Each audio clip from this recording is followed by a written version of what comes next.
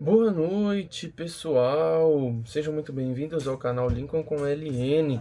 E nesse vídeo falarei um pouco sobre os deuses nórdicos e tem algumas curiosidades que eu acho que vocês vão ficar muito surpresos, como eu fiquei, porque eu não esperava isso. Então fica até o final do vídeo, beleza? Então vamos lá, pessoal. Como que vocês estão? Vocês estão bem? Eu espero que sim, porque eu também estou bem, só que parece que eu tô com uns 10 quilos pendurado no braço porque eu tomei a segunda dose hoje. E meu braço tá muito pesado. É meio esquisito. Mas beleza, vamos lá. Vamos começar então, pessoal. Qual que é a curiosidade da vez? Sabe qual é? Odin. Odin, vamos começar por eles. Eu não vou falar de todos os deuses, tá? Vou deixar isso claro. Vou falar dos principais, aqueles que a gente mais conhece, porque eles têm sim algumas curiosidades e que eu descobri também lendo o livro, claro. E para quem não sabe, vixe, meu livro tá lá em cima. É o livro nórdico, tá? Contos e Sagas. Eu vou também deixar o link do livro aqui na descrição, beleza? Então vamos lá, pessoal. Curtem o vídeo, compartilhem, ativem lá o sininho para ficar sempre por dentro das novidades do canal, beleza? Então vamos lá. Odin. Claro, minha colinha aqui, né? Que minha memória, né? É boa, mas nem tanto, então eu prefiro ter minha colinha. Então vamos lá, pessoal. Quem é Odin? Claro, Odin, eu já falei um pouquinho sobre ele no vídeo passado. Ele tem mais dois irmãos, eles são assim os fundadores de tudo e todos. Então Odin é considerado o pai de todos em seu clã, que são os Aesir. Dentro lá dos clãs, tem o clã do Gigante, dos Aesir, dos Vanir e tal. E também é o mais velho. E dentro do seu clã, ele é chamado de pai por todo mundo, né? Porque ele, vamos dizer, é o Deus Supremo. Então, basicamente, todo mundo é filho dele, tá bom? E onde que Odin fica? Ele fica no lugar mais alto de Asgard, tá? No mundo de Asgard. E esse ponto mais alto, ele consegue ver todo mundo. Do seu trono, ele vê o mundo todo, tá? Uma curiosidade muito interessante, que pelo menos eu não sabia, tá? Eu tinha um pouco de dúvida, é que Odin, ele tem um palácio. Na verdade, ele tem alguns palácios. E um desses palácios se chama Valhalla. Eu achava que Valhalla, sim, era um mundo e tal, mas eu não achava que era o Odin que tomava conta de Valhalla. Mas Valhalla. E lá ele recebe quem? Os mortos. Que Valhalla é Salão dos Mortos. Só que não são qualquer mortos. São os mortos em batalha, em combate. Então todos aqueles que foram mortos em batalha vai para Valhalla e é recebido por Odin. Odin também, né, tem dois corvos e dois lobos. Os dois corvos, eles saem de manhã, assim que o dia está amanhecendo, eles saem pelo mundo e no finalzinho da tarde eles retornam com notícias do mundo inteiro para Odin. O que Odin não consegue observar lá de seu trono, esses corvos trazem essa notícia para ele. E também ele tem dois lobos. Esses dois lobos é de estimação. Eles não têm assim algo em especial, eles são de estimação de Odin. E esses lobos, eles comem a carne da mesa de Odin, porque na verdade Odin não precisa se alimentar, certo? Então é um negócio bem diferente do que a gente está um pouco acostumado mesmo, tá? A cultura nórdica é bem rica em detalhes, tá? Mas vamos continuar. O segundo deus que eu coloquei aqui na minha lista, que eu acho que também é muito importante falar sobre ele, claro, Heimdall. E quem é Heimdall? Ele é um deus que foi destinado a guardar Asgard pela ponte Bifrost. Ele guarda a entrada de Asgard. E a ele foi concedido sentidos aguçados, onde ele tem uma visão esplêndida de tudo e de todos os mínimos detalhes. E uma audição absurdamente absurda. Entendeu? Que ele consegue, na mitologia, fala que ele consegue até escutar o crescer de uma grama. E a ele foi confiado o quê? Uma espada absurdamente mortal, por ele ser um guardião, e uma trombeta. E a trombeta era usada em caso dele visualizar uma possível invasão a Asgard, para todos conseguirem ouvi-lo e se prepararem para uma suposta guerra, né? E é isso. O Heimdall é isso. Ele, né? Beleza. E aí temos o famoso Loki.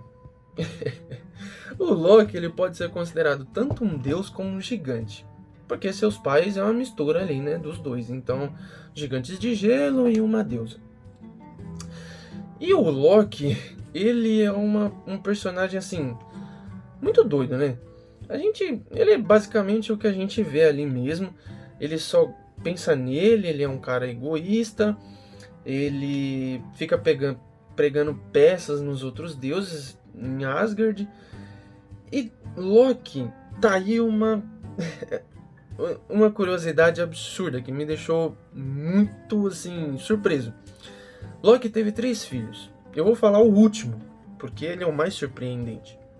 O primeiro filho é uma serpente, a serpente na qual eu falei no vídeo passado, que mata o Thor em Ragnarok, que é a Jormungand. É uma serpente, aquela que fica roendo as raízes da Yggdrasil, aquela árvore da vida, que também é um portal entre Asgard e a Terra. O segundo filho de Loki é aquele lobo gigantesco que aparece no filme Ragnarok com Hela, tá bom? Que é o Fenrir. Esse lobo, ele mata o Odin em Ragnarok, tá? E o terceiro filho é o mais surpreendente, é o que mais me deixou assim surpreso, tá? Que é Hela, a deusa da morte. Ela é filha de Loki, não de Odin, tá? E assim, o que retrata ela na mitologia não tem nada a ver com o que retrata ela no filme, tá? Talvez tenha alguns pontos na mitologia que falam um pouco melhor sobre ela, ou um outro lado dela, mas a parte que eu vi sobre ela, que é dedicada a ela, não é o que mostra no filme, tá bom? Na verdade, quem é Hela? Que é a próxima que eu vou falar, tá bom? Hela é a deusa da morte, filha de Loki, claro. Ela fica no submundo recebendo os mortos.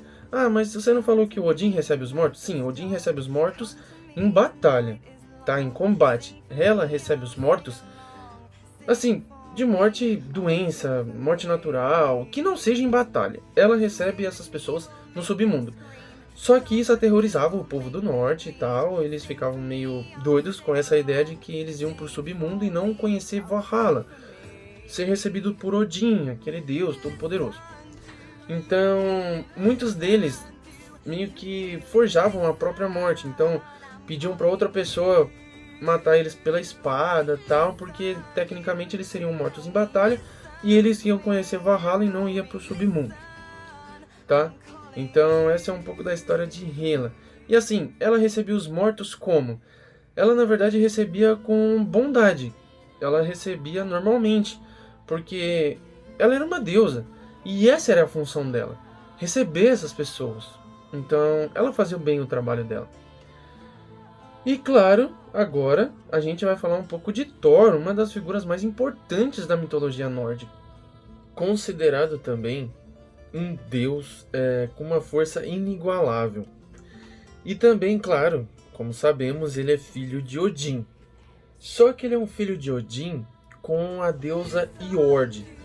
A Jord, ela é uma deusa que, na verdade, significa terra, Jord, né?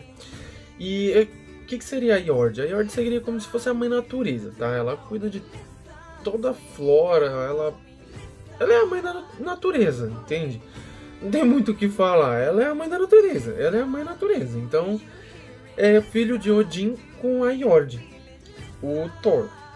Então, o Thor ele se diferenciava muito dos outros deuses, não só pela sua força, que era muito grande, mas também pelo fato dele ser ruivo. Ele tinha uma barba ruiva. E a força dele também dobrava. Ah, mas por que dobrava? Porque ele usava um cinto que deixava ele mais forte. E também uma outra curiosidade muito interessante é que Thor, ele era o único deus que não pisava na ponte Bifrost. Por quê? Ah, mas é por causa que ele voa. Sim, tem essa causa, né? Porque ele voa. Beleza. Só que tem uma outra causa. Que realmente no filme isso não é que deixa pra lá, mas no filme mostra ele como um deus normal, vamos dizer assim, que pode caminhar pela ponte. Só que Thor era o único deus que não podia, realmente, não podia caminhar pela ponte. Por ele ser muito forte, cada passo dele destruiria a ponte. Então ele só voava mesmo. Ele não podia sair atravessando a ponte com passos, porque o passo dele era muito pesado, certo? E claro, né? Como não comentar do martelo dele, que na verdade eu não vou arriscar falar o nome, porque até agora eu não sei falar o nome correto desse martelo. Mas é um martelo extremamente mágico, muito forte, que sempre ao ser lançado, sempre volta nas mãos de Thor, quando ele precisa. E não é a causa da força ou do poder dele, né? É um acessório que ele usa, em vez de ser uma espada, ele usa um martelo. Simples, tá? E claro, não poderia deixar de falar de quem? Das belas valquírias, que era uma tropa formada por belas mulheres e elas também eram imortais, só que elas teriam que seguir uma regra do deus que comandava elas, que eu não lembro o nome do deus e não coloquei aqui na minha colinha. O que o deus colocou como regra para elas continuarem imortais, fortes e continuar trabalhando para Asgard, né? Protegendo os outros deuses. Elas teriam que se permanecerem virgens e fiéis a Asgard. Então, todas que mantinham essa regra fielmente, elas continuavam imortais. É claro, diz a mitologia que elas voavam com plumas de cisne. E qualquer humano que se apossasse dessa plumagem delas, meio que tem poder sobre elas. Porque, mas por que elas então iria, sei lá, ficar perto dos homens, sei lá, ficar perto da humanidade? Pelo fato delas virem para a Terra, porque elas se banhavam nos rios. E homem, mulher que se apossassem dessas plumagens que elas tinham, basicamente tinham poder sobre elas. Legal? Tanto que conta a história aí de 3 valquírias, que aconteceu isso, elas foram forçadas a se casar, e 2 delas conseguiu fugir, e os seus supostos maridos desapareceram procurando elas, nunca mais apareceram, então não deixa claro que elas mataram ou que alguma coisa aconteceu com eles. A mitologia não deixa isso claro. E essa terceira, ela acabou que ela queria voltar à vida dela de Valquíria, queria voltar para a terra dela, voltar para a família, só que ao mesmo tempo ela gostava do marido dela, então ela conseguiu fugir, porém conta uma história à parte desse marido dela, que passou a vida inteira atrás dela, roubou, foi falar com os anões para fazer, sabe, umas espadas, umas armas mágicas para ele, porque ele queria encontrar a mulher dele. E só que meio que o fim é muito estranho, porque o fim para ele chega no fim, ele morre porque ficou velho, tudo, só que não fala nada sobre ela, entendeu? Já que ela também gostava um pouco dele e ficou nessa tensão assim de vai, não vai, volta. Não ficou um final assim, ele morreu e dane-se. É isso.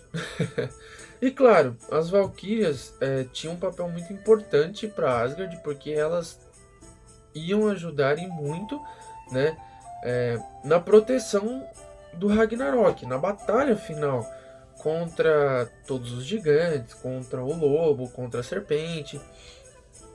E sem contar que elas não só passavam pela terra, mas elas também tinham um papel muito fundamental de passar na terra e no mar, recolhendo esses soldados combatentes mortos para guiá-los até Valhalla. Elas tinham esse papel de guiar os combatentes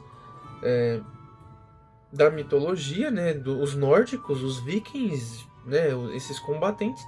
Elas tinham esse dever de guiá-los até Valhalla, até as portas do Palácio de Odin.